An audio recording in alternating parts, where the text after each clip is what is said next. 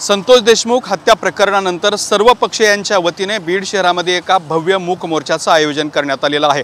28 तारखेला सकाळी 11 वाजता हा मोर्चा होणार आहे। या मोर्चाची तयारी सध्या बीड शहरामध्ये सुरू झाली असून या मोर्चासाठी बॅनर सुद्धा लावण्यात आलेले आहेत। आपण बघू शकता की आपल्या समोर बीड शहरातल्या शिवाजी महाराज चौकातील हा एक बॅनर सध्या समोर आहे।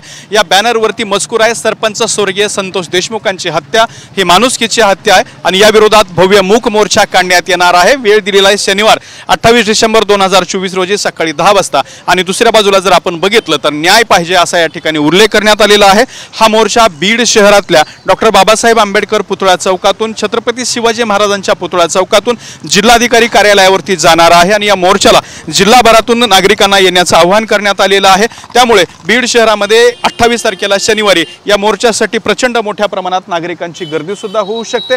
हा मोर्चा निघाल्यानंतर या संपूर्ण प्रकरणामध्ये प्रशासन काय कारवाई करते हे पाहणं महत्त्वाचं ठरणार आहे। मात्र संतोष देशमुख हत्या प्रकरणावरून सध्या तरी बीड शहरासह जिल्ह्यामध्ये रोष पाहायला मिळतोय। कॅमेरामन हर्षल निकम सोबत दत्ता कानोटे, TV9 मराठी, छत्रपती संभाजीनगर।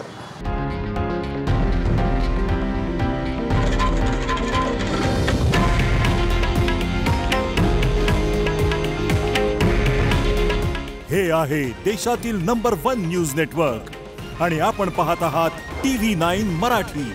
काळजी तुमची, हित महाराष्ट्राचं।